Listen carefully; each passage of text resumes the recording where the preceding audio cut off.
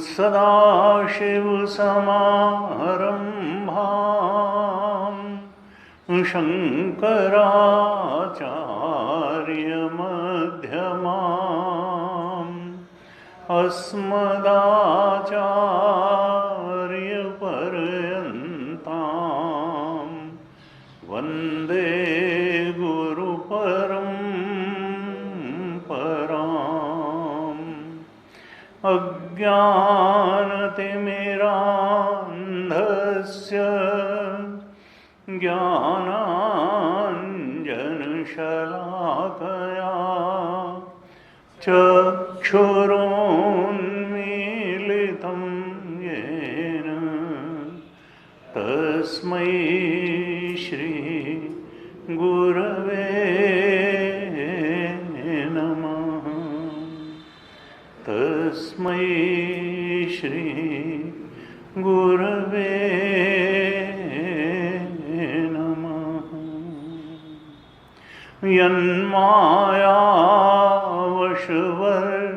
विश्वमखिलं ब्रह्मादिदेवासुरा यत्सत्त्वादियमृषैव भाति सकलं रज्जौ यथा हेर्भ्रमः। यत्पादप्लवमेकमेव हि भवान् बोधे स्थितिर्षावतां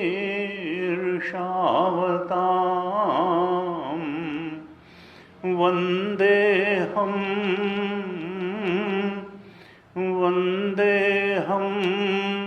तमशेषकारणपरं रामाख्यमीशं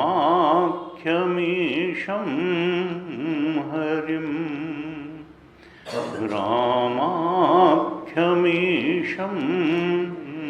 हरिं। प्रसन्नतां यानगताभिषेकतः तथा नमं लेवनवासदुःखतः मुखाम्बुजश्रीरघुनन्दनस्य मे सदास्तु सामञ्जुलमङ्गलप्रदा। सदास्तु सामञ्जुलमङ्गलप्रदा। नीलाम्बुजश्यामलकोमलाङ्गं सीता समारोपितवामभागं पाणवो महासायकचारुकेतुः चारुचापं नमामि रामं रघुवंशनाथं नमामि रामं रघुवंशनाथम्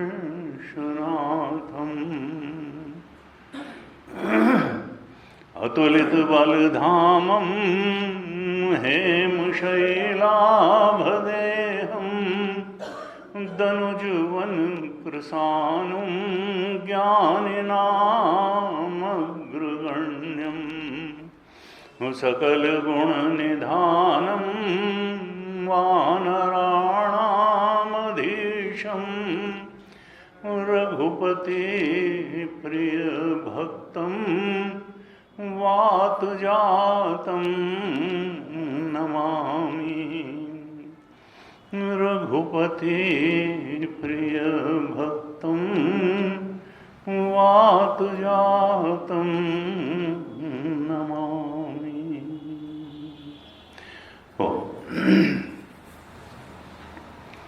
पिछले 2 दिनों से हम श्री राम भक्त हनुमान इस विषय पर चर्चा कर रहे हैं।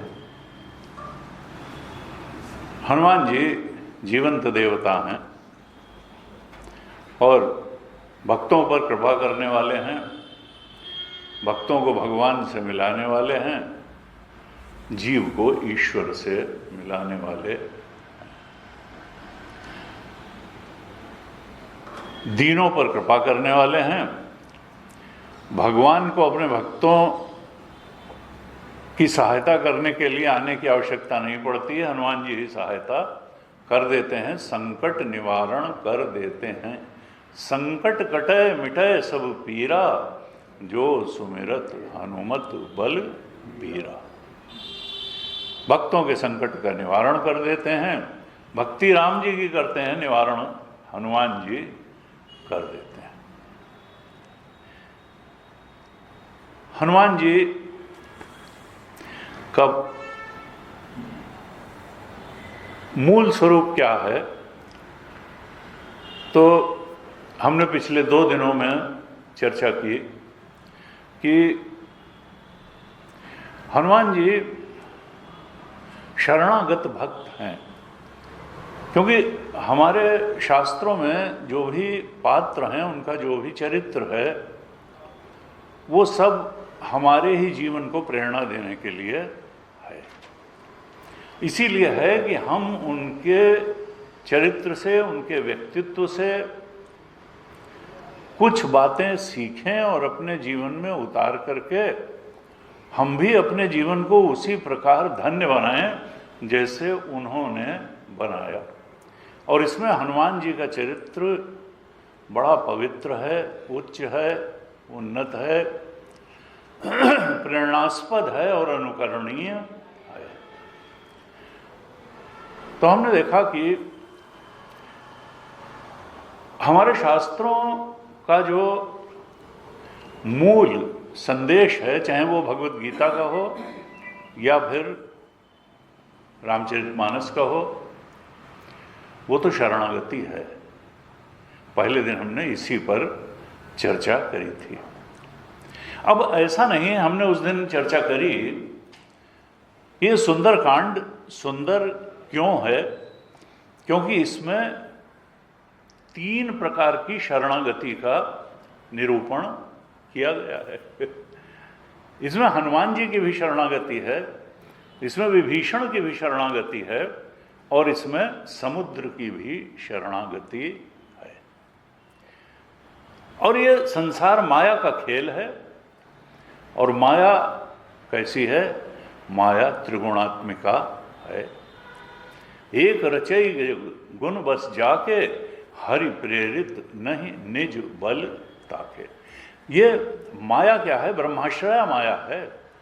इसकी अपनी कोई ताकत नहीं है, लेकिन ये परमात्मा की, ब्रह्म की शक्ति से ही शक्तिमान हो करके और वो काम कर देती है कि जो हो ही नहीं सकते।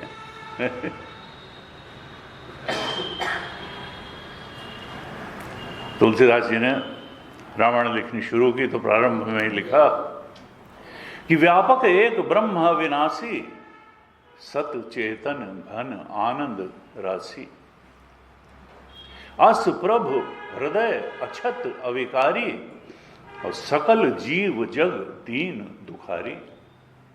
नाम निरूपन नाम जतन ते, सोई प्रगटत जिम मोल रतन ते। कैसी विडंबना है, ये माया महारानी का खेल कैसा है कि हमारा स्वरूप क्या है, परमात्मा स्वरूप। ये चेतन जो है, चेतन में टुकड़े नहीं किए जा सकते हैं। स्थूल में इतनी ताकत नहीं होती है कि सूक्ष्म के टुकड़े कर सके, और वेदांत का तो सिद्धांत है। पंचभूतों में सूक्ष्मतम आकाश है, घड़े में इतनी ताकत नहीं है कि आकाश के टुकड़े कर सके, कमरे में इतनी, लेकिन हमारी तो उपयोगिता पर दृष्टि रहती है, इसलिए हम कहते हैं कि ये घटाकाश है, ये मठाकाश है और ये महाकाश है। जब हम उसको घटाकाश और मठाकाश कह रहे हैं तब भी वो महाकाश ही है। ये बाउंड्रीज पे अगर निगाह न हो तो फिर आकाश में कहाँ टुकड़े हों। स्थूल पृथ्वी में इतनी ताकत नहीं है कि आकाश के टुकड़े कर सके, तो फिर चेतन तो सूक्ष्मतम है। तस्मात् एतस्मात् आत्मनः आकाशः सम्भूतः, आकाशात् वायु, वायो आपः। ऐसे सबसे सूक्ष्म हमारे अस्तित्व में क्या है? चेतन तत्व, उसी को कहा आत्म तत्व। और जब आकाश के ही टुकड़े नहीं किए जा सकते हैं तो चेतना के टुकड़े कहाँ से किए जाएंगे? लेकिन हम तो कहते हैं कि नहीं, इनकी चेतना अलग, इनकी चेतना अलग, इनकी चेतना अलग। जैसे हम कहते हैं इस घड़े का आकाश अलग, उस घड़े का आकाश अलग। अरे ये सत्य नहीं है घड़े में आकाश। सत्य क्या है कि आकाश में सारे घड़े हैं। घड़े में आकाश है वो बात ठीक है, क्योंकि हम अनाज कहाँ रखेंगे, पानी कहाँ रखेंगे, उपयोगिता की दृष्टि से कहना ठीक है, लेकिन वास्तविक सत्य क्या है कि आकाश में सारे घड़े हैं। इसी प्रकार से ये कहना ठीक नहीं है कि जीव चेतन हमारा अलग है, इनका जीव चेतन अलग है, इनका जीव चेतन अलग है। अरे शरीरों में इतनी ताकत नहीं है कि चेतना के टुकड़े कर दे, ये घड़े जैसा ही है। और जो हमारी चेतना है आकाश स्थानी है, चेतना में ही सब कुछ है। चेतन तो एक अखंड सर्वव्यापक है, रहेगा, हमेशा से था। इन शरीरों में इतनी ताकत नहीं है, फिजिकल बॉडीज में, सटिल बॉडी यानी मन बुद्धि में भी इतनी ताकत नहीं है, और हमारे कारण शरीर यानी इच्छाओं में भी इतनी ताकत नहीं है कि वो चेतन के टुकड़े कर सके। ये जो तीन शरीर हैं, physical body, subtle body and causal body, इनमें इतनी ताकत नहीं है कि चेतना के टुकड़े कर सके। इसका मतलब क्या है? हमको यह अनुभव अवश्य होता है कि चेतन हमारे अंदर है, लेकिन वास्तविकता यह है कि चेतन में सब कुछ है। चेतन तो हमेशा एक अखंड सर्वव्यापक है, चेतन हमेशा ब्रह्म है। वो कभी जीव चेतन न बना है न बन सकता है, लेकिन माया महारानी ने जो चीज़ हो नहीं सकती उसको घटा के दिखा दिया। इसलिए भगवान शंकराचार्य ने विवेक चूड़ामणि में कहा, माया की परिभाषा देते हुए, अघटित घटना पटीयसी माया, जो घटना घटित हो ही नहीं सकती है माया महारानी उसको करके दिखा देती हैं। चेतन के टुकड़े हो नहीं सकते, लेकिन चेतन जो है टुकड़ों में हमको अनुभव में आता है। और एक मजेदार और काम उन्होंने किया कि जड़ और चेतन का संयोग, चेतन बिल्कुल अलग आयाम की एक एंटिटी है और जड़ बिल्कुल अलग आयाम की एक एंटिटी है।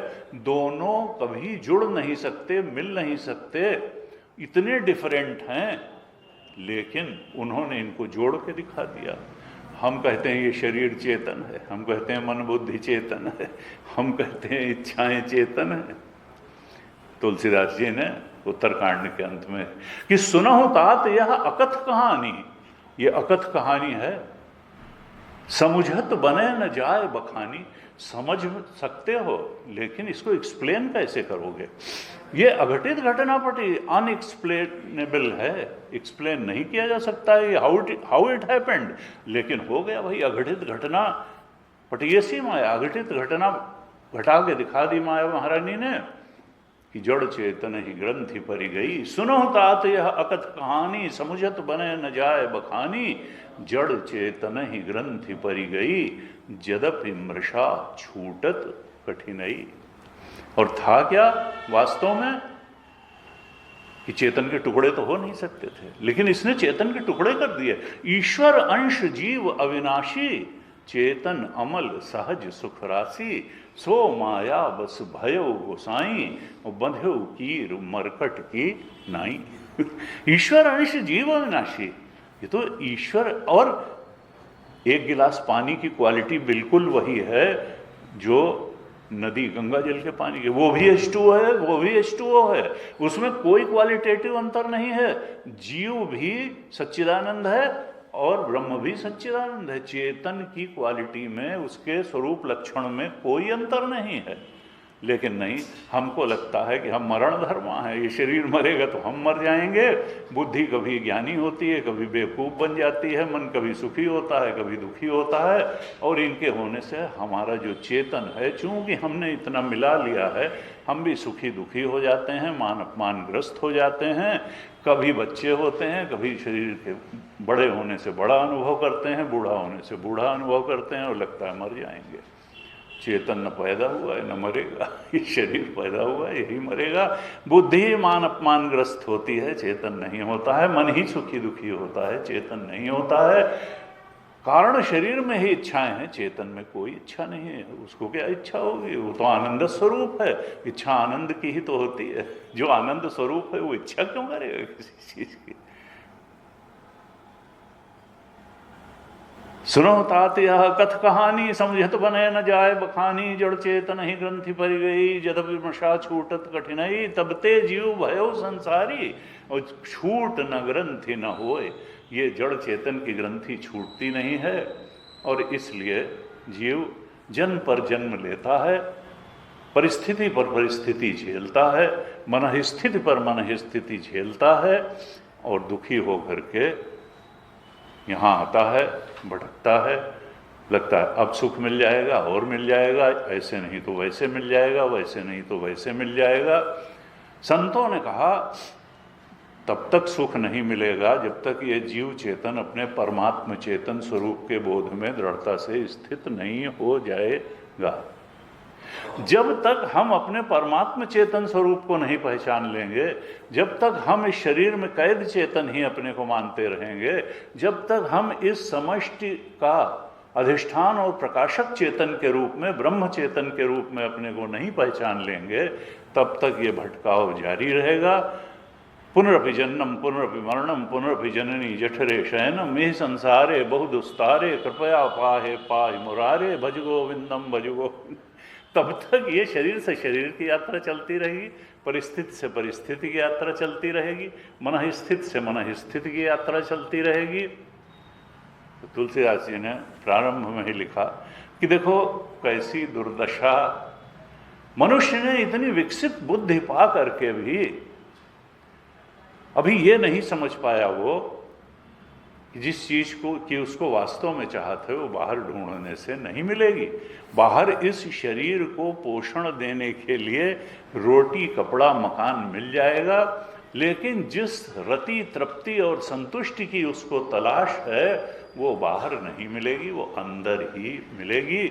और वो कैसे मिलेगी, जब हम अपने इस जीव चेतन को परमात्मा चेतन के रूप में पहचान लेंगे, जान लेंगे, समझ लेंगे। मान्यता के आधार पर नहीं कि बड़ी अच्छी बात लिखी है, नहीं, उसका बोध हो जाएगा। क्यों?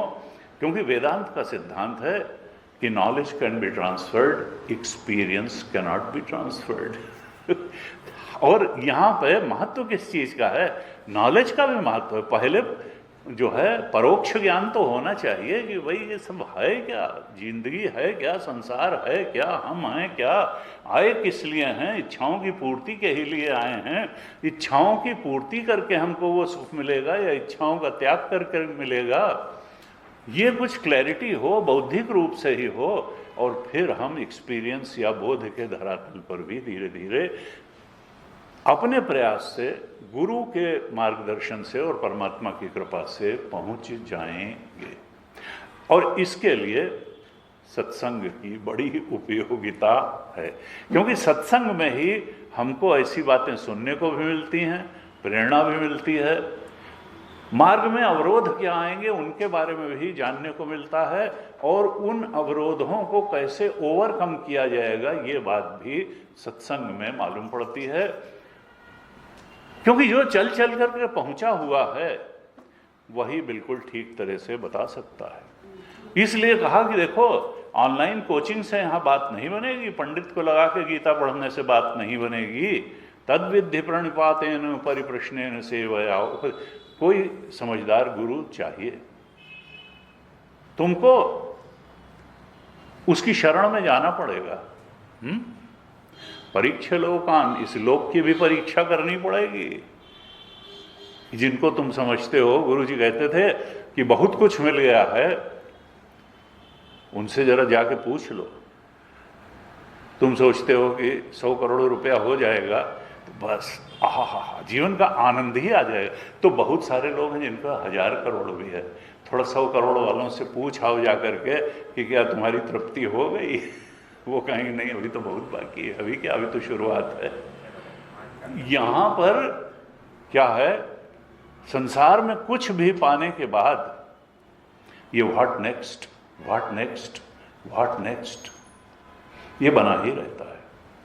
तुलसीदास जी ने रामायण लिखने के बाद जो कहा कि पायो परम विश्राम राम समान प्रभु नाही कहूं, वो परम विश्राम की अनुभूति, हाँ, कृत कृत्यता, जो करना था वो कर लिया, अब करने को कुछ बचा नहीं।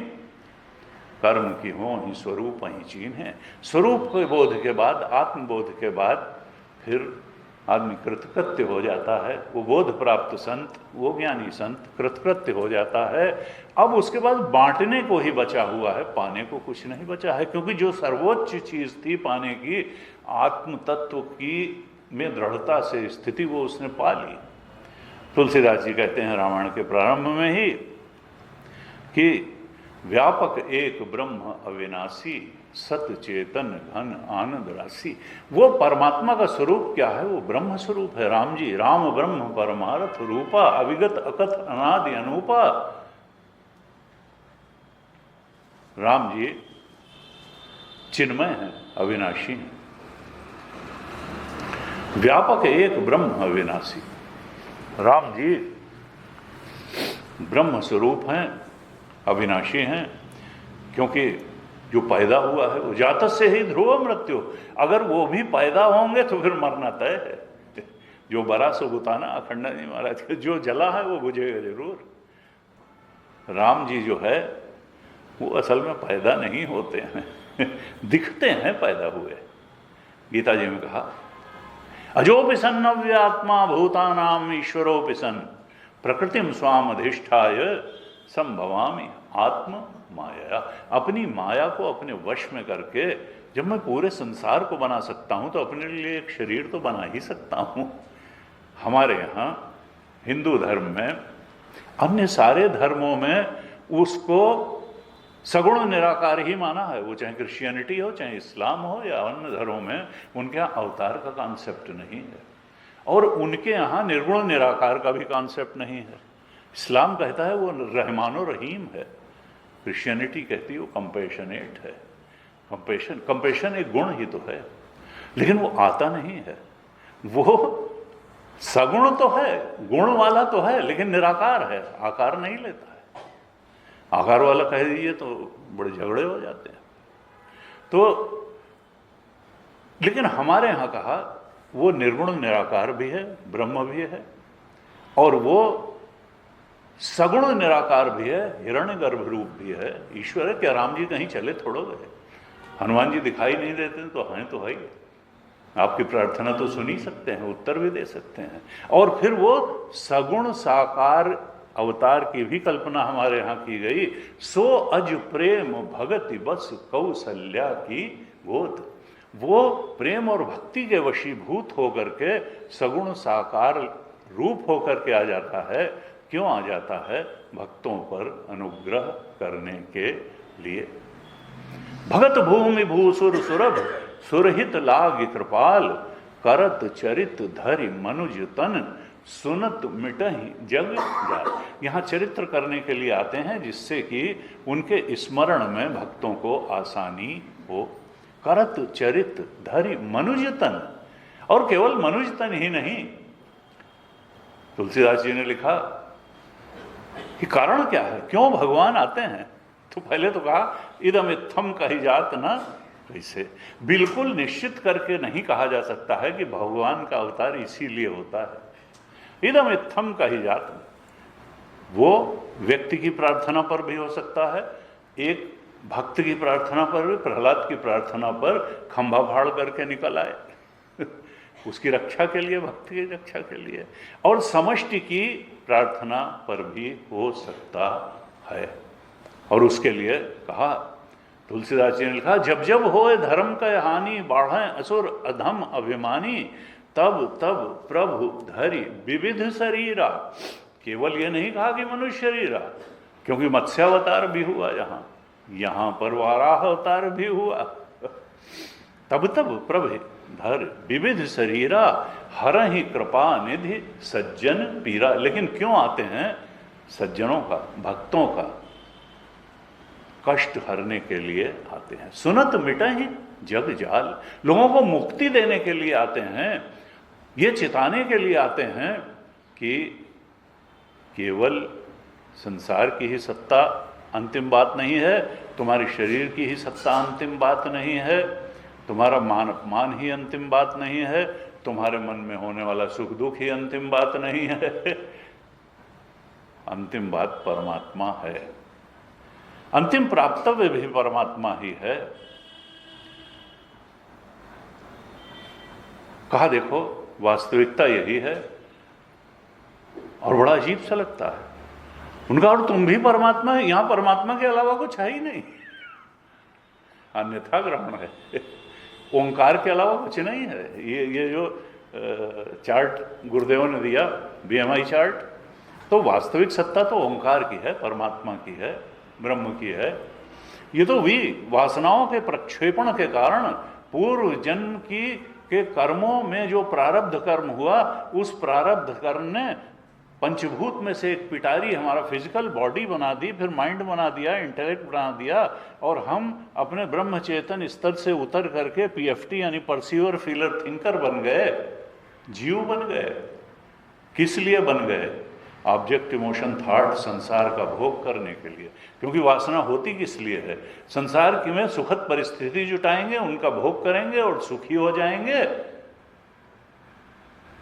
और आशा तृष्णा नाम हुई, मर गए, शरीर पूरा हो जाता है, भोग पूरा नहीं होता है। भर्तहरि ने कहा भोगा न भुक्त्वा वयमेव भुक्त्वा, भोगों ने तो हमको भोगा नहीं, हमने तो भोगों को भोगा नहीं, ऐसा लगता है भोगों ने ही हमें भोग लिया। तृष्णा न जीर्णा वयमेव जीर्णा, तृष्णा तो बूढ़ी हुई नहीं, हम ही बूढ़े हो गए। कालो न याता वयमेव, काल तो बीता नहीं, हम ही बीत गए। तो कहा देखो कोई चीज है कि जो तुम्हें तृप्ति की, संतुष्टि की, रति की पराकाष्ठा पर पहुंचा दे, तो कहा हाँ, तुम अपने सच्चे स्वरूप का बोध कर लो। तुम जीव चेतन नहीं ब्रह्म चेतन हो, व्यापक एक ब्रह्म अविनाशी सत चेतन घन, वो सच्चिदानंद है, वो तुम ही हो। आनंद अस प्रभु हृदय अछत अविकारी, ऐसा प्रभु तुम्हारे अंदर चेतन बन करके हृदय में बैठा हुआ है, और उसने कभी साथ नहीं छोड़ा तुम्हारा। अस प्रभु हृदय अछत अविकारी, और सकल जीव जग दीन दुखारी। ये कैसा है? ये आनंद स्वरूप परमात्मा हृदय में चेतना बन करके बैठा हुआ है, और हम दुखी घूम रहे हैं। हम संसार से आनंद की भीख मांग रहे हैं, और आनंद का समुद्र हमारे हृदय में ही है। बात कुछ वैसी है जैसी उपनिषद में कहानी होती है कि एक भिखारी था, पेड़ के नीचे बैठ करके भीख मांगता था, और कोई 1 रुपया, कोई 2 रुपया, कोई 10 रुपया डाल देता था। बस ऐसे ही उसकी पूरा जीवन चला, वो भीख मांगता रहा वहीं बैठ करके। और फिर एक दिन जैसे सबका जीवन पूरा होता है, उसका जीवन पूरा हो गया। उन्होंने कहा कि भाई किया क्या जाए, इसके लिए तो कहाँ जमीन तलाशी जाए, कफन के पैसे, वैसा करो कि यहीं भीख मांगता है, यहीं इसको गड्ढा खोद करके यहीं दफन कर दो। जब गड्ढा खोदा गया तो वहाँ अकूत खजाना गड़ा हुआ था। उनका देखो क्या विभीषिका है कि उस खजाने पे बैठ करके वो रुपया 2 रुपया 10 रुपया भीख मांगता रहा, और बजाय भी अगर वहीं खोद के देख लेता जहाँ बैठा था तो मल्टी मिलियनर बिलियनर हो जाता बजाय भिखारी के। और ये भिखारी हम ही हैं। हम संसार से थोड़ी थोड़ी चीज़ की, हे चाट वाले तुम भीख दे दो, हे मिठाई वाले तुम भीख दे दो, हे फलाने तुम भीख दे दो, लाओ वहाँ घूम करके आनंद ले आए, लाओ उनसे मिल के आनंद ले आए। उन्होंने कहा थोड़ा अपने हृदय में थोड़ा गहरे जाओ तो यहाँ सो प्रभु हृदय अछत अविकारी, वो तो सच्चिदानंद बैठा हुआ है तुम्हारे अंदर आनंद स्वरूप, फिर भी तुम सकल जीव जग दीन दुखारी। कहा तो फिर करें क्या, वो प्रकट कैसे हो। कहा नाम निरूपन नाम जतन ते, सोई प्रगटत जिम मोल रतन ते। कहा एक बच्चे और एक था, तो उसने कहा भाई इसका क्या दोगे। तो पहले वो सब्जी वाले की दुकान में गया, वो हीरा था। सब्जी वाले ने कहा भाई छोटा है, तौलने वोलने के काम आ जाएगा, चलो लो भाई 50 रुपया ले लेना, बटखरे कीजिए, इसको भी रख लेंगे। तो उसने दिया नहीं। फिर वो किसी और के पास गया, उसने कहा कि भाई ऐसा है कि चल 200 रुपया 1000 रुपया ले लेना। और फिर वो एक जौहरी के यहाँ चला गया, उसने कहा ऐसा हीरा तो हमने देखा ही नहीं आज तक, हमारी पूरी दुकान भी ले लो तो इसकी कीमत नहीं लगती। वो हीरा हमारे हृदय में है, लेकिन उसका मोल हमको समझ में आना चाहिए और मोल प्रकट होना चाहिए, तब जाकर के आनंद होगा। तो वो कैसे होगा, नाम जप से होगा। नाम निरूपन नाम जतन ते, सोई प्रगटत जिम मोल रतन ते। सही जगह अगर रत्न पहुंच जाए, जौहरी पारखी के पास पहुंच जाए, तो फिर हम माला माल हो जाते हैं। लेकिन उस रत्न से जो छिपा पड़ा है हृदय में, उसका मूल्य हमको प्रकट करना पड़ेगा और उसके लिए साधना करनी पड़ेगी, उसके लिए शास्त्र की शरण में जाना पड़ेगा, उसके लिए गुरु की शरण में जाना पड़ेगा। अगर हम श्रद्धापूर्वक शास्त्र की और गुरु की शरण में जाएंगे तो हम उस चीज को पालेंगे जो वास्तव में पाने योग्य है, जो हमारे हृदय में बैठी हुई है। लेकिन उसके लिए तुलसीदास जी ने लिखा कि गुरुबिन होए कि ज्ञान। कुछ लोग कहते हैं किताब पढ़ के, भाई इतनी तो गीता की किताबें मिलती हैं, इतने रामचरित अर्थ सहित भी है, कितनी व्याख्याएं टिप्पणियां हैं। उन्होंने कहा नहीं, ऐसे नहीं। गुरुबिन होए कि ज्ञान, गुरु होना चाहिए, और गुरु एक स्तर का होना चाहिए। कठोपनिषद में कहा न नरेण अवरेण प्रोक्तः, नीचे स्तर के, जिसको कोई बोध ही नहीं है, जिसने साधना पथ पे चल चल कर उसको पाया नहीं है, उधर बढ़ा नहीं है, जो अवर स्तर का, लोअर लेवल का अगर कोई व्यक्ति गुरु बन करके बैठ गया है तो उसके कहने से ज्ञान नहीं होगा। न नरेण अवरेण, एक स्तर का गुरु चाहिए जो चल चल करके वहां तक पहुंचा हो। और उसको हमारे शास्त्रों में कहा कैसा, श्रोत्री ब्रह्मनिष्ठ। मुंडक उपनिषद में कहा परीक्ष लोकान कर्मचितान ब्राह्मणों निर्वेदन मायात नास्ति अकृतः कृतेन। देखो, कर्म से जो भी प्राप्त होता है वो काल में नष्ट हो जाता है। कर्म से ये हॉल बना है तो सीमेंट की बाइंडिंग कैपेसिटी 80-90 साल होती है। बहुत ज़्यादा जोड़ तोड़ किया जाए, हो सकता है 150 साल चल जाए, और क्या। उसके बाद कर्म से जो भी, ये देह भी कर्म का परिणाम है। पूर्व जन्मों के अच्छे बुरे कर्म, मिश्रित कर्मों का परिणाम ये देह है। चूंकि ये देह कर्म का परिणाम है, इसलिए ये एक दिन नष्ट जरूर होगी। कर्म से जो भी प्राप्त किया जाता है, नौकरी हम लोग करते हैं 22-24 साल में, एक दिन तभी मालूम होता है कि रिटायर होंगे। फिर हल्ला मचता है कि 58 की जगह 60 कर दो, 60 की जगह 65 कर दो। अरे तुम चलने लायक नहीं रह जाओगे एक दिन। वो चाहे जितना करता रहे। अमेरिका में 69 ईयर है और बढ़ाने की मांग हो रही है। तो भाई तुम, ये इसकी एक सीमा है फिजिकल बॉडी की और करने की। कर्नल साहब आर्मी में और जल्दी रिटायर कर देते हैं, जितना लोअर रैंक है उतनी जल्दी रिटायर कर देते हैं। जितना हायर रैंक है भाई बुद्धि का काम है तो ज़्यादा दिन तक कर लो, लेकिन फिर भी एक सीमा है।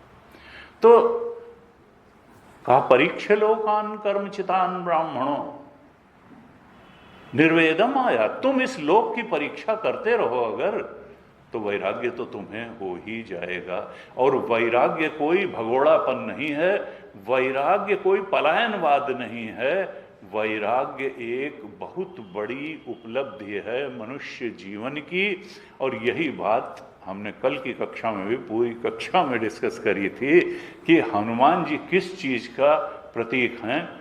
प्रबल वैराग्य, प्रखर वैराग्य है उनके अंदर, और इसीलिए वो राम जी के इतने निकट हैं। राम जी उनके हृदय में वो जीव नहीं बैठा हुआ है, बसहि राम सर चाप धर, राम जी पूरे अपने ऐश्वर्य के साथ उनके हृदय में बैठे हैं। और उन्होंने साहस किया कि हृदय चीर करके दिखाया कि यहाँ जीव नहीं है।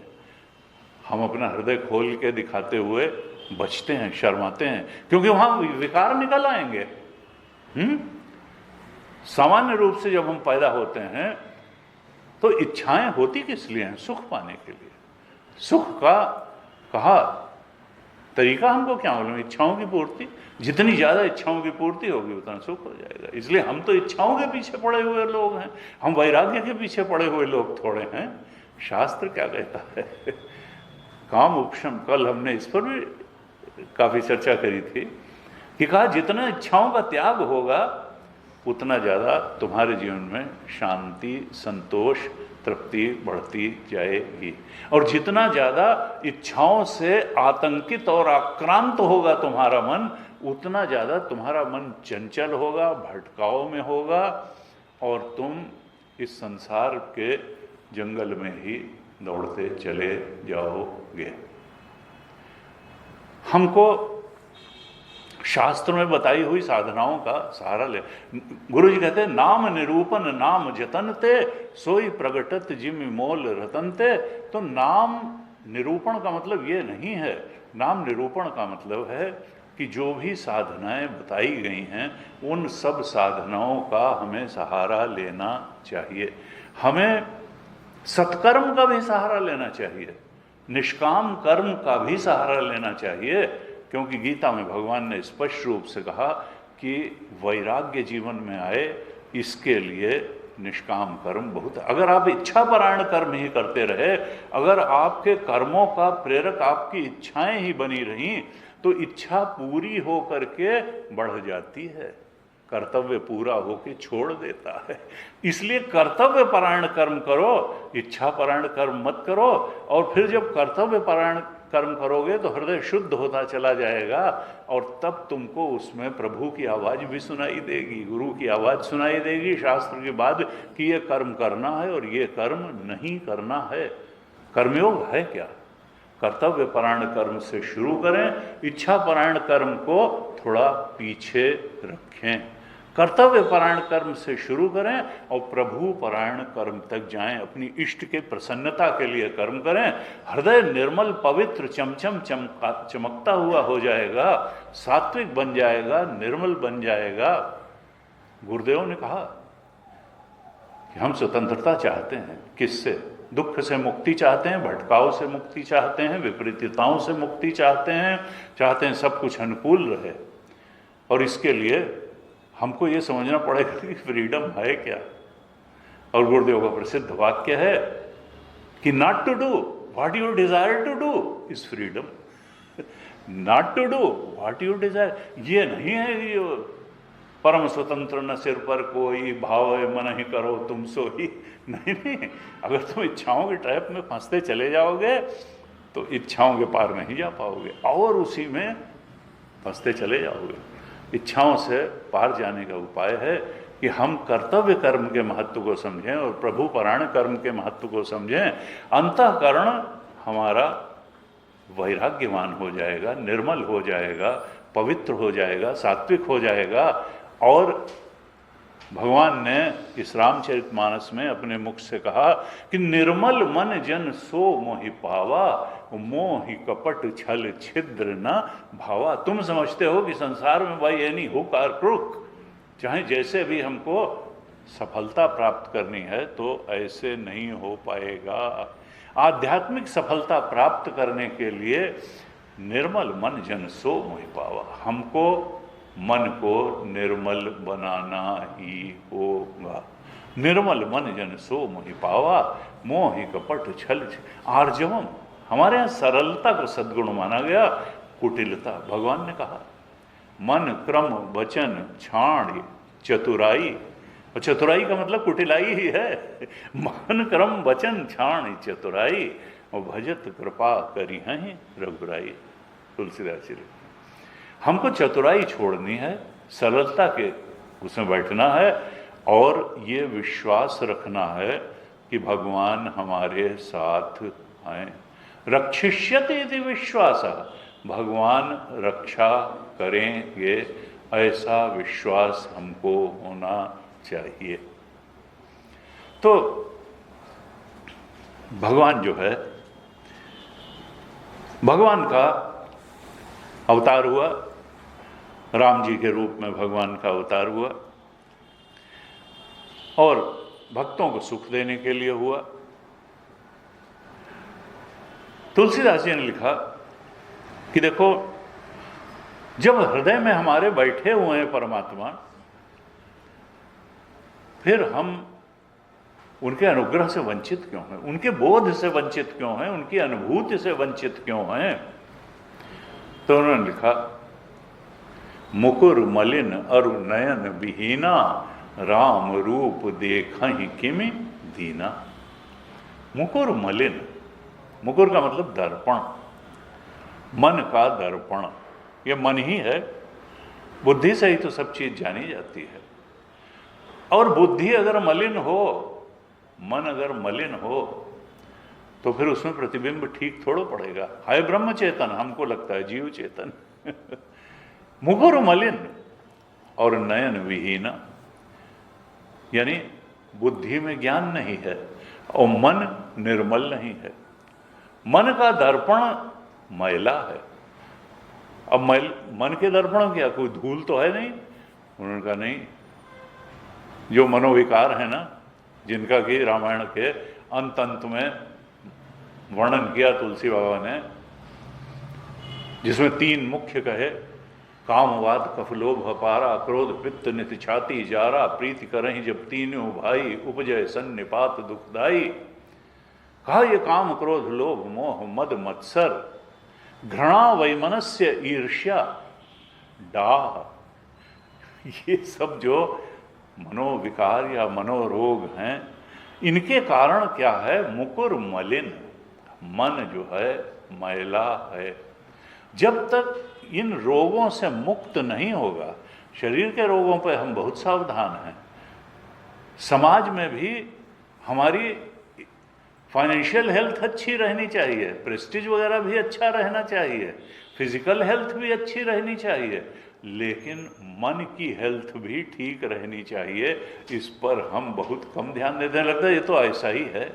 नहीं नहीं, इस पर हम, ये आया है, मिश्रित योनि का परिणाम है ये मनुष्य शरीर, लेकिन हम जब तक प्रयास पूर्वक इस मन को शुद्ध करने का प्रयत्न नहीं करेंगे शास्त्र और गुरु की शरण में जा करके, तो ये अपने आप निर्मल होने वाला नहीं है। शास्त्रों में बार बार कहा, देखो शरीर की चिंता करने की बहुत जरूरत नहीं है। काते कांता धनगत चिंता, वातुल किम तव नास्ति नियंता। एक कोई सत्ता है जिसने इस सृष्टि को बनाया है, जो चला रही है, जो मिटा भी देगी। तुमने न इस सृष्टि को बनाया है, न तुम चला रहे हो, न मिटा दोगे। अपने शरीर को तो तुमने बनाया नहीं, न चला रहे हो। देखो, प्रारब्धवश तुमको एक शरीर मिला है, प्रारब्ध पर्यंत ये रहेगा, और जैसे ही प्रारब्ध पूरा होगा ये चला भी जाएगा, चाहे जितना च्यवनप्राश खाया हो और चाहे जितना जो है तुमने कपालभाति किया हो, उसके बाद ये रहने वाला नहीं है। ये नहीं है कि वो चीज़ें कोई ख़राब हैं, अच्छा है, अपनी हेल्थ का ध्यान रखना चाहिए, फाइनेंशियल उसका भी ध्यान रखना चाहिए, सब चीज़। लेकिन देखो ये जो है, ये मत समझना कि ये कोई है सत्ता जो चला रही है। तो काते काम था, तुम्हारी पत्नी अपना भाग्य लेकर के आई है, बच्चे अपना भाग्य लेकर के आए हैं, तुमको ओवर एंक्शस होने की जरूरत नहीं है, ना पत्नी के प्रति, ना बच्चों के प्रति, ना किसी के प्रति।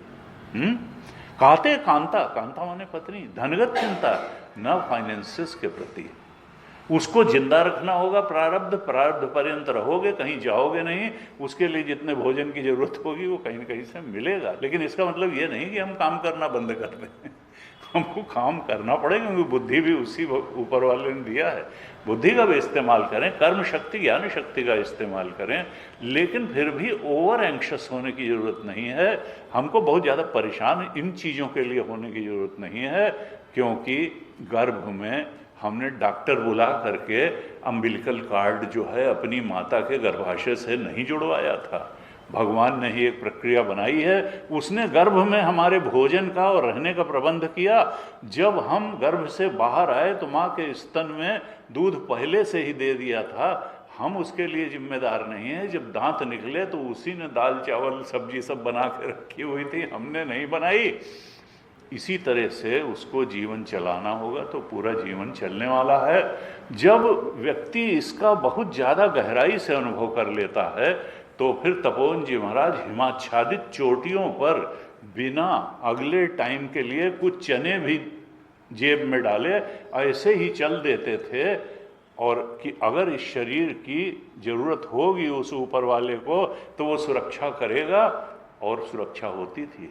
वो सोच करके चले कि कहीं मंदिर में इतने किलोमीटर पहुंच जाएंगे, बीच में कोई बाधा आ गई, नहीं पहुंच पाए, और लगा कि भूख से प्राण निकल जाएंगे, बैठ गए। तब तक लिखा है कि कोई आया, वहाँ एक डलिया सी लिए हुए, उसने कहा महाराज आलू खाओगे? हमारे पास कुछ भुने हुए आलू हैं। उन्होंने कहा दे दो। 2-4 आलू खाए, ताकत आई, फिर चल दिए। तो ये आकाश वृत्ति, जिन संतों का उस परमात्मा के संरक्षण और रक्षा पर गहरा विश्वास हो जाता है, वो फिर चिंता नहीं करते हैं। गुरुदेव गए, जब उनका अंतिम समय था, 77 ईयर्स के थे जब उनका शरीर शांत हुआ। जब लगा कि इनका शरीर बहुत क्षीण हो गया है, कमज़ोर हो गया है, अब शायद ये रहेंगे नहीं, तो गुरुदेव मिलने गए अपने गुरुदेव से और कहा महाराज ऐसा करिए, आप दिल्ली चलिए। उन्होंने कहा जीवन भर में ये गंगा किनारे रहा, निराकार ब्रह्म का मैं उपासक रहा, गंगा नीर के देखते देखते। उन्होंने कहा दिल्ली क्यों चलें? उनका नहीं, वहाँ पर जो है। उन्होंने कहा क्या दिल्ली में लोग मरते नहीं हैं? क्या दिल्ली में लोग मरते नहीं हैं जो दिल्ली चले? अब मैं अंतिम समय में ये गंगा का किनारा, उत्तरकाशी की अपनी कुटिया छोड़ करके दिल्ली नहीं जाने वाला हूँ। ये शरीर का तो अगर ऐसे अंत लिखा होगा तो ऐसे ही होगा। और वो कहीं नहीं गए। तो शंकराचार्य भगवान ने कहा काते कांता धनगत चिंता वातुल किम तव नास्ति नियंता। तुम्हारा कोई नियंता है, कोई है जो दुनिया को चला रहा है, और वो तुम्हें भी चला रहा है। लेकिन एक बात तय है कि एक चीज है जिसमें अगर तुमने प्रयास नहीं किया तो वो प्रारब्ध से तुमको नहीं मिलेगी। शरीर प्रारब्ध से मिल गया, प्रारब्ध पर्यंत चलेगा। तुम्हारे बच्चे पत्नी भी अपना प्रारब्ध लेके आए हैं, उनका भी जीवन प्रारब्ध पर्यंत चलेगा। लेकिन आध्यात्मिक उन्नति के लिए अगर तुमने बिल्कुल इनिशिएटिव ले करके संकल्प पूर्वक प्रयास नहीं किया तो फिर आध्यात्मिक उन्नति तुमको नहीं मिलेगी। आध्यात्मिक उन्नति और असल में मनुष्य जीवन इसीलिए मिला है। ये विकसित बुद्धि केवल उन्हीं कामों के लिए नहीं है मिली है जिनको बिना विकसित बुद्धि के सारे ही प्राणी कर रहे हैं। यानी अगली जनरेशन को एग्जिस्टेंस में ले आना, उनको जिंदा रहने लायक कला सिखा देना। वो चिड़िया भी कर देती है, वो पशु पक्षी सारे ही कर देते हैं। तो कहा कि आहार निद्रा भय मैथुनम च सामान्य एतत् पशुभय नराणाम। ये तो पशुओं और मनुष्य में सामान्य है। मनुष्य को विशेष रूप से इतनी उन्नत बुद्धि क्यों मिली? वो इसलिए मिली, विवेक इसलिए मिला कि ये परीक्ष लोकान कर्मचितान ब्राह्मणों, थोड़ा इस संसार से निर्वेद, वैराग्य करे और परम सत्य की ओर बढ़े जो उसका स्वरूप ही है। तद विज्ञानार्थम स गुरुमेवाभिगच्छेत, उसको जानने के लिए उस परम तत्व को, परम सत्य को ज्ञानी गुरु के पास जाओ। गुरुम एव अभिगच्छेत, श्रद्धा पूर्वक जाओ। ये नहीं कि आज वेदांत सुनने का मन है, चलो भाई थोड़ा वेदांत सुनाओ। गुरु जी कहते इस तरह से नहीं, भाव से अगर आप नहीं जाएंगे तो, क्योंकि श्रद्धावान लभते ज्ञानम तत्पर संयते इंद्रिय ज्ञानम लब्ध्वा पराम शांतिम अचिरेणाधिगच्छति।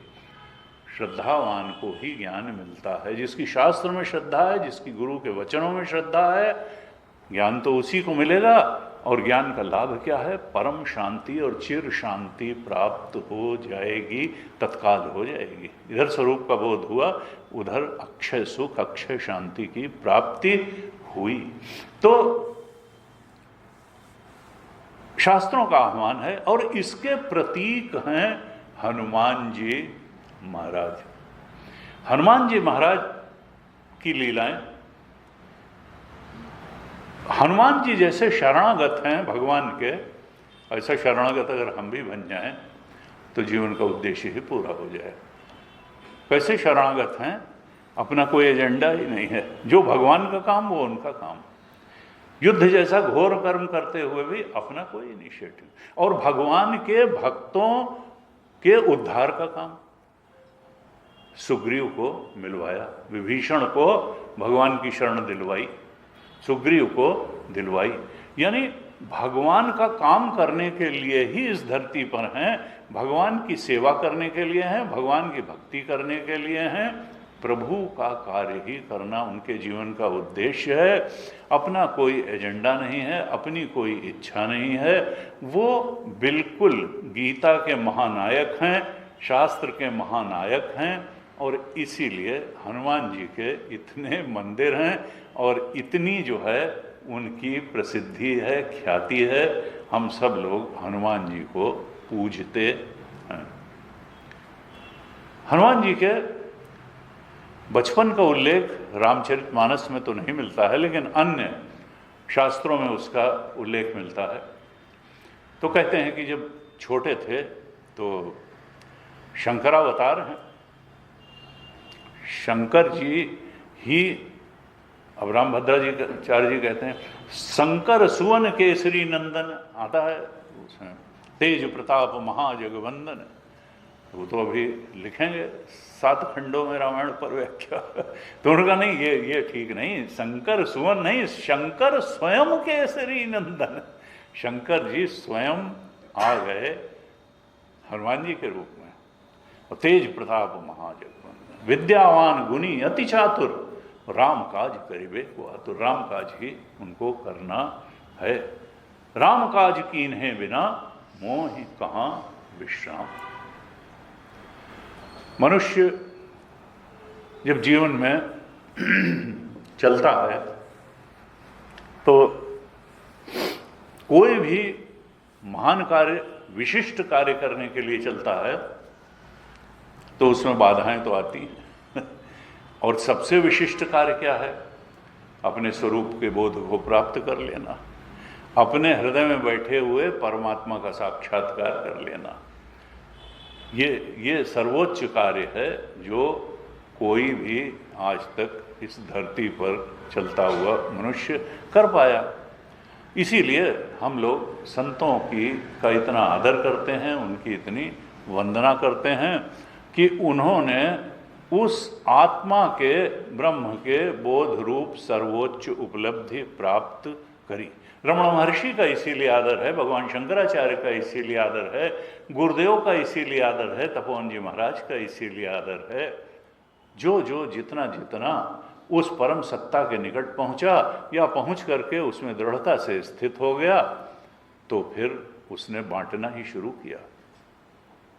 कंपैशन ऑफ बुद्धा, करुणा बह निकली उसके हृदय से कि अस प्रभु हृदय अछत अविकारी और सकल जीव जग दीन दुखारी। लोग इतने परेशान क्यों हैं? परेशानी की कोई बात नहीं है, कल्पनाओं में परेशान हैं, क्योंकि इच्छा भी तो वृत्ति रूप ही होती है। वृत्ति क्या है? कल्पना है। अधिष्ठान तो चेतन है। समस्त सृष्टि का अधिष्ठान और प्रकाशक चेतन है, आकाशवत अधिष्ठान है और सूर्यवत प्रकाशक है। उस प्रकाशक और अधिष्ठान को सत्ता तो उसी की है, बाकी तो वही तथ्य है, वितत है। न रूपमस्येह तथोपलभ्यते नान्तो न चादिर न च संप्रतिष्ठा अश्वत्थमेनं सुविरूढ़ मूलम असंग शस्त्रेण दृढ़ेन छित्त्वा। गीता जी के 15वें अध्याय का 3रा श्लोक है। ये संसार जैसा दिखता है वैसा है नहीं, जैसा दिखाई देता है वैसा वास्तव में इसका रूप नहीं, इसका रूप अलग है। न रूपमस्येह तथोपलभ्यते, जैसा आंख से दिखाई देता है, उपलब्ध होता है रूप, वैसा नहीं है। इसका कोई अंत नहीं है, इसका कोई आदि नहीं है। नान्तो न चादिर न च संप्रतिष्ठा, इसकी कोई प्रतिष्ठा भी नहीं है। प्रतिष्ठा का मतलब क्या है? इसका कोई एग्जिस्टेंस भी नहीं। अब बड़ी अजीब बात लगती है कि एग्जिस्टेंस कैसे नहीं है? आप बोल रहे हैं, हम सुन रहे हैं, व्यासपीठ बैठी हुई है, कुर्सी रखी हुई है, उस पर इतना बड़ा 6 फीट का व्यक्ति बैठा हुआ है, सुन रहा है, एग्जिस्टेंस कैसे नहीं है? उनका भाई 50-100 साल पहले था, 50-100 साल बाद रह जाएगा। वही बात की जैसे किसी संत ने कहा, जहाँ तुम बैठे हुए वहाँ तुम्हारे नीचे 10 आदमी गड़े हुए हैं और अब बड़ी जल्दी है ऐसा होगा कि 11वां भी वहाँ अंदर चला जाएगा, उस पर कोई 12वां बैठेगा। तो जो है, तो ये कहाँ से आया और कहाँ चला जाता है? कुछ नहीं, जादू के खेल की तरह है, जादू के खेल की तरीके से है। पता नहीं कहाँ से आ गया और पता नहीं कहाँ चला जाएगा। इसीलिए शंकराचार्य भगवान ने आत्मबोध ग्रंथ में कहा, संसार स्वप्न तुल्यो ही राग द्वेषादि संकुला स्वकाले सत्यवत भाति और प्रबोधे सती असत भवेत। सपने से जब आदमी जागृत में आता है तो जान लेता है कि सारा सपना असत्य ही था। वहाँ राग द्वेष का कोई मतलब नहीं था, वहाँ की परिस्थितियों का कोई मतलब नहीं था, वहाँ के सुख दुख का कोई मतलब नहीं था, वहाँ के शत्रु मित्र का कोई मतलब नहीं था, वहाँ के फेवरेबल और अनफेवरेबल कंडीशंस का कोई मतलब नहीं था। इसी तरह से जब कोई संत आत्मा के सच्चे स्वरूप के बोध में जाग जाता है तो ये जागृत अवस्था भी वैसी ही निकलती है कि कहाँ चक्कर में पड़े हुए थे। उन्होंने कहा कि तो तुम ऐसा करो कि इसीलिए बार बार कहा जाता है कि जागो जागो जागो। तुलसीदास जी ने लक्ष्मण गीता में लिखा कि मोह निशा सब सो निहारा। अविद्या कामना कर्म, शंकराचार्य भगवान 3 शब्द साथ साथ कहते हैं, अविद्या कामना कर्म। अज्ञान से कामना उत्पन्न होती है और कामना से कर्म होते हैं। इसी में मनुष्य का जीवन चल रहा है। पशु पक्षी इंस्टिंक्टिवली कर्म करते हैं और हम कामना प्रेरित कर्म करते हैं, लेकिन इंस्टिंक्ट भी अज्ञान से ही आती है। किसके अज्ञान से? आत्मा के अज्ञान से, आनंद स्वरूप के अज्ञान से हम इच्छा पूर्ति में आनंद ढूंढने शुरू कर देते हैं। ढूंढ ठीक चीज रहे हैं, ढूंढ ठीक चीज रहे हैं, आनंद ही पाना चाहता है। क्यों पाना चाहता है? आनंद को प्राप्त करके वो स्वरूप को ही प्राप्त करना चाहता है, स्वरूपानंद को ही प्राप्त करना चाहता है, आत्मानंद को ही प्राप्त करना चाहता है, ब्रह्मानंद को ही प्राप्त करना चाहता है। और जब तक वो उसको प्राप्त नहीं कर लेगा तब तक आनंद पाने की दौड़ पूरी नहीं होगी। शरीर पे शरीर बदलते जाएंगे, अचीवमेंट पे अचीवमेंट बदलते जाएंगे। जब तक आत्मानंद प्राप्त नहीं होगा, आनंद की खोज, आनंद की दौड़ पूरी नहीं होगी। क्योंकि आनंद चाहिए, बिना आनंद के कोई रह नहीं सकता है। अगर आत्मानंद नहीं उपलब्ध है तो फिर विषयानंद से ही काम चलाना पड़ेगा, भोगानंद से ही काम चलाना पड़ेगा, हमको संसार के आनंद से ही। लेकिन ये काम चला हुआ आनंद है, ये नहीं। गीता जी में कहा, यस्त्वात्मरतिरेव स्यात् आत्मतृप्तश्च मानवः आत्मनिएव च संतुष्टः तस्य कार्यम न विद्यते। ये काम करके, कर्म करके आनंद पाने की दौड़, अविद्या कामना कर्म की दौड़ कब पूरी होगी? जब आत्मरति प्राप्त होगी। यस आत्मरतिरेव स्यात्, आत्मा में तृप्ति प्राप्त होगी, आत्मा में रति प्राप्त होगी, आत्मा में संतुष्टि प्राप्त होगी, तब ये जो अविद्या कामना कर्म का तिलिस्म जिसने हमको फंसा रखा है ये टूट जाएगा। क्यों? क्योंकि अविद्या चली गई, अब तो स्वरूप बोध में स्थित हो गई, ज्ञान में स्थित हो गई। और एक और मजे की बात है, चूंकि आनंद हमारा स्वरूप है इसलिए हम आनंद के पीछे भागते हैं। असल में वो आत्मबोध के ही पीछे भागना है। और दूसरे ये है कि आत्मा ज्ञान स्वरूप भी है, आत्मा आनंद स्वरूप भी है, इसलिए आनंद के पीछे भागते हैं। आत्मा ज्ञान स्वरूप है, इसलिए हर व्यक्ति को ये लगता है कि जितना हम जानते हैं वही जानने की सीमा है। वो ज्ञान स्वरूप है, इसलिए हर व्यक्ति को लगता है कि my knowledge is the final knowledge. मैं जितना जानता हूं वही ज्ञान की सीमा है। लेकिन है वो जो है वो कहता नहीं। जब तक आइंस्टाइन ने E=mc² नहीं खोजा था तो क्या उसके पहले वाले वैज्ञानिक अपने को बेवकूफ थोड़ा समझते थे? वो भी समझते थे कि हम बहुत बड़े वैज्ञानिक हैं। और उसके बाद भी क्या रिसर्चेस बंद थोड़ा हो गई। लेकिन यहाँ जो है, यहाँ कहा कि यहाँ तो कई बार लोग कहते हैं, हमारे पास भी लोग नहीं, आज मॉडर्न तरीके से लोगों को बताया जाना चाहिए। और गुरु जी हमारे कहते थे अध्यात्म में नवीनता की कोई बात नहीं है। यहाँ पर तो सबसे पुराना चीज जो है वो तुम्हारा अस्तित्व ही है, ब्रह्म तत्व ही है। वहाँ नवीनता की कोई बात नहीं, क्योंकि वो पैदा नहीं हुआ, वो बूढ़ा नहीं हुआ, वो तो एकमात्र चीज है। तो वहाँ न पुराना है न नया है। उसको पाने के तरीके वही रहे, उसको पाने का तरीका यही है। और वो तरीका क्या है? तुमको अपने मन को निर्मल बनाना पड़ेगा, अपने बुद्धि को विवेकी बनाना पड़ेगा, गुरु की शरण में जाना पड़ेगा। क्योंकि तुलसी बाबा ने कहा कि गुरु बिन होए कि ज्ञान, हो ज्ञान की होए विराग बिनु, चले कि जल बिनु नाव, कोटि जतन पचि पचि मरी। जल के बिना बालू में नाव नहीं चलती, चाहे जितना जोर लगा लो। इसी तरह से गुरु के बिना ज्ञान नहीं होता है, और वैराग्य के बिना भी ज्ञान नहीं। दो ही चीजें बताई। तुमको समझना पड़ेगा कि इच्छाएं तुम्हारी बड़ी मित्र नहीं हैं, ये तुमको नचाती हैं, भटकाती हैं, उठाती हैं, गिराती हैं, यहाँ भटकाती हैं, वहाँ भ्रमाती हैं। इच्छाओं की कलई खुल जानी चाहिए। कैसे? विवेक द्वारा। हनुमान जी गुरु जी का not to do what you desire to do, गुरुदेव ने कहा that is freedom. Gita ji ने कहा प्रजहाति यदा कामान सर्वान पार्थ मनोगतान, आत्मन्यवात्मना तुष्ट स्थित प्रज्ञस्तदोच्यते। प्रज्ञा यानी आत्मा में स्थित कौन है? जिसने इच्छाओं को पूरी तरह से त्याग कर दिया है। पूरी नहीं तो थोड़ी थोड़ी तो त्याग करें। कम से कम हम डिजायर्स में तो थोड़ी कमी करें। क्योंकि शंकराचार्य भगवान ने कहा जितना जितना तुम डिजायर में कमी करोगे उतना उतना चित्त में शांति आएगी, उतना उतना आत्मा का आनंद तुम्हारे चित्त में प्रतिबिंबित होगा। इसलिए एक तो ये है जो कहा मुकुर मलिन अरु नयन विहीना, राम रूप देखहि किमि दीना।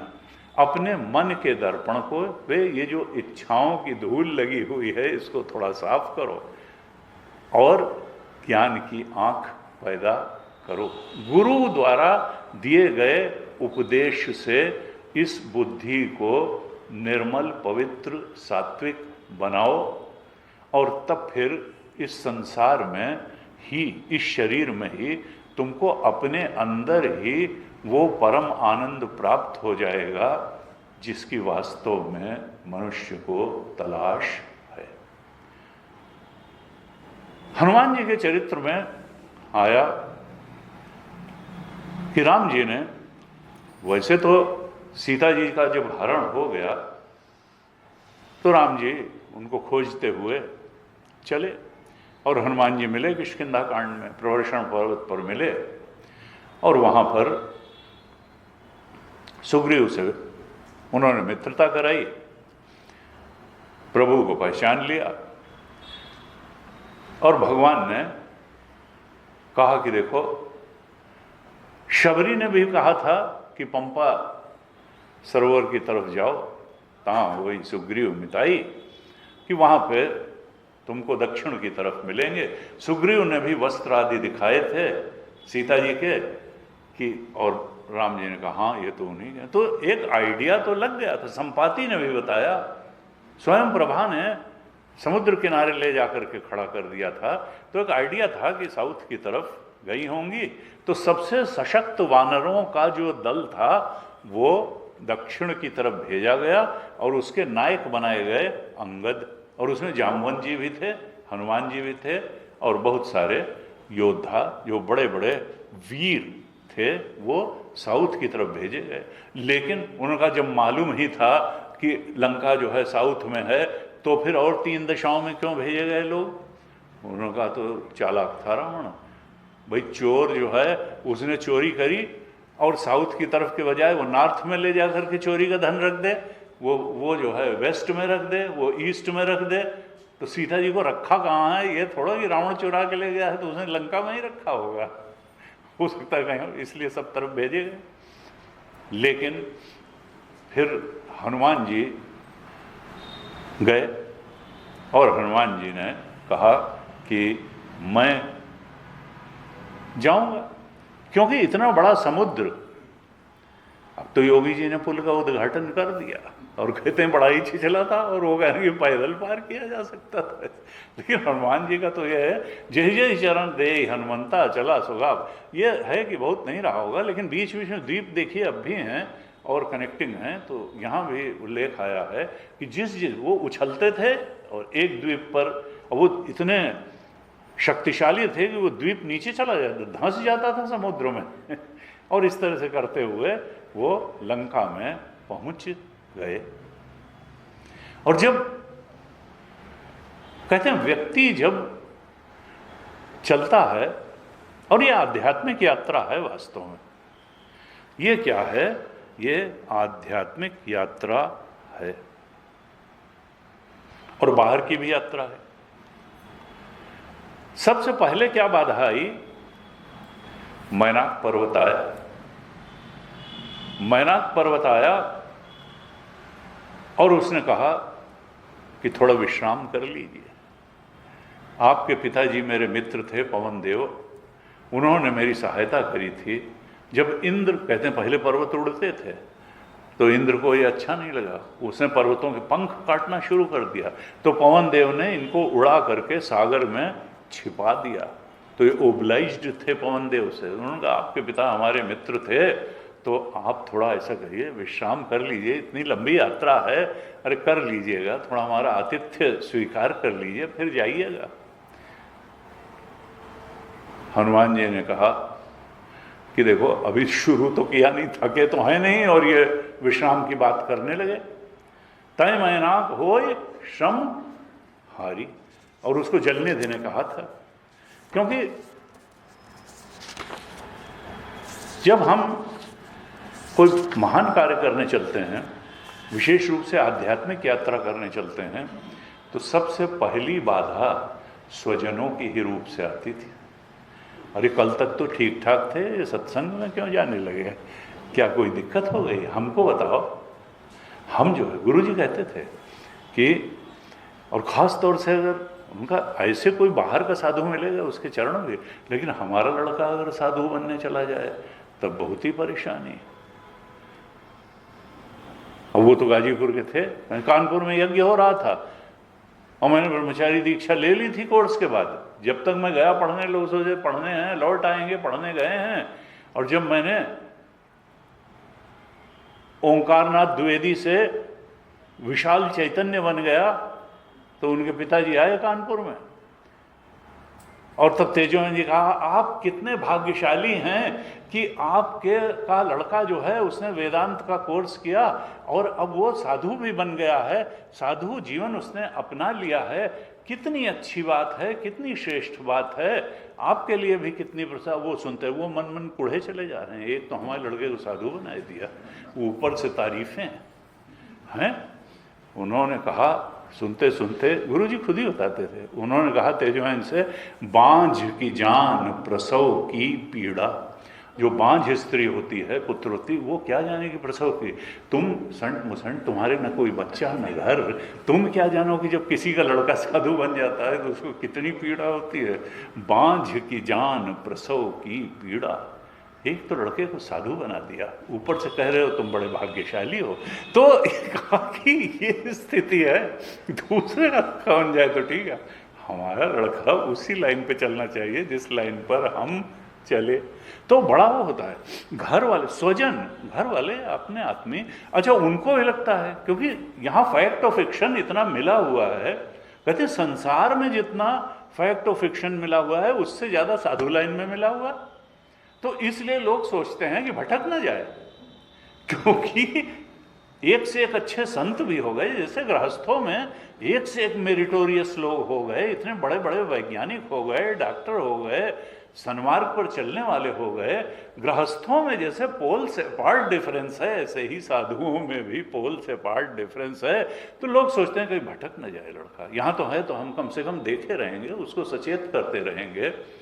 तो सबसे पहले कौन आया? मैना, विश्राम कर लो। हनुमान जी का आया, हनुमान ते ही परसा कर पुन कीन प्रणाम, राम काज कीन है बिना मोह कहाँ विश्राम। उन्होंने कहा नहीं नहीं, उसको स्नेह से चूंकि कर रहा था तो स्पर्श कर दिया बस। यानी जैसे आजकल की भाषा में कहें कि वो आया बैठी तो हाथ मिला लिया और धन्यवाद दे दिया और फिर चले। अरे हमको काम पे जाना है, अपना टाइम से जो है काम करना है कि हम बैठ के चाय पीना शुरू कर दें। ना ना, कर परसा, स्पर्श किया और कहा देखिए राम काज कीन है बिना, अभी विश्राम का समय नहीं है, पहले अपना काम हो जाए फिर विश्राम भी करेंगे।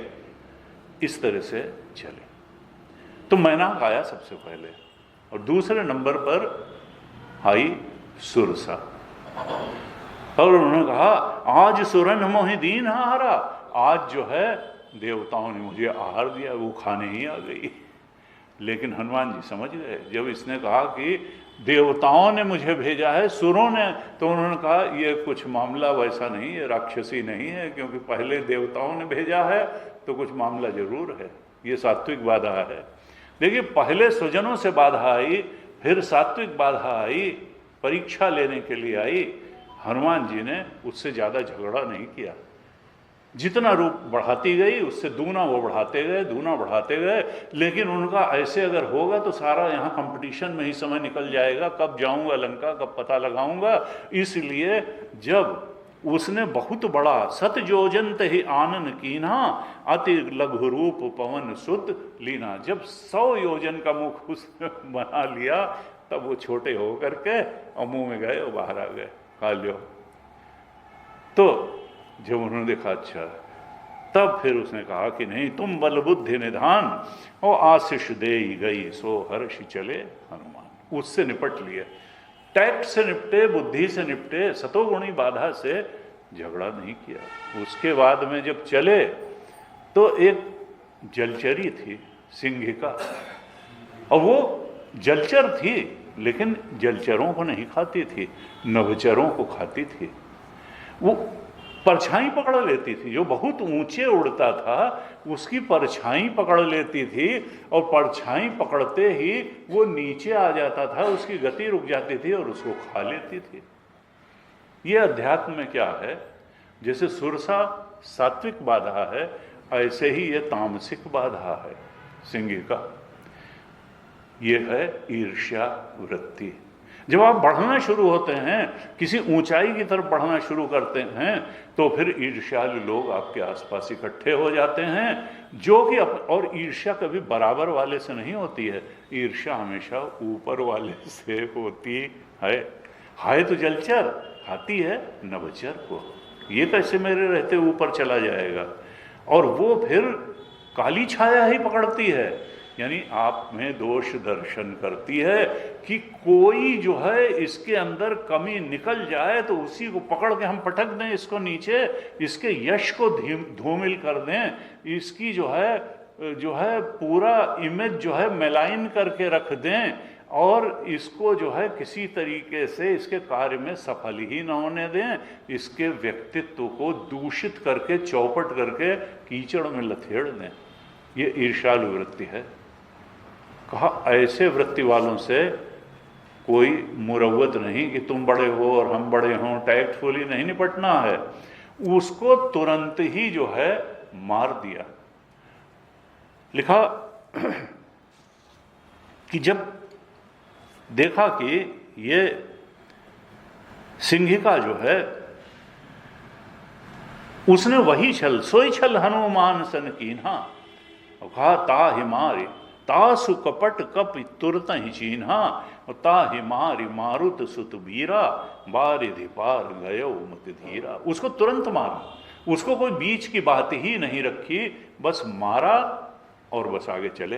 तो ये कहते हैं कि ईर्ष्यालु वृत्ति अपने अंदर तो आनी ही नहीं चाहिए, और दूसरे भी लोग अगर हैं तो उनको उनकी ईर्ष्या से बहुत मुरव्वत से नहीं पेश आना चाहिए, बस ख़त्म करके, क्योंकि वो फिर आपकी इमेज को मलाइन करेंगे, दोष दर्शन करेंगे, आपके व्यक्तित्व में कालिमा हो न हो वो कालिमा का आरोपण करेंगे, और इस तरह से सोचेंगे कि उनकी इमेज हो जाएगी। नहीं, इमेज पॉजिटिव चीज़ों से बनती है, इमेज सद्गुणों से बनती है, इमेज प्रतिभा से बनती है, इमेज सद्भावना, सद्गुणों, सद्विचारों से बनती है। किसी को नीचा दिखाने से आज तक किसी की इमेज नहीं बनी। हवा में you can not fool all the people all the time. स्वभाव वही है जो अपने को प्रकट कर देता है। किसी का अच्छा स्वभाव है वो भी प्रकट हो जाएगा, बुरा स्वभाव है वो भी प्रकट हो जाएगा। स्वभाव को आप समझते रहें कि हमने बड़ी चालाकी से अपने स्वभाव को छिपा लिया है, कुछ ही दिन बाद हर व्यक्ति जान जाता है कि इसका स्वभाव कैसा है।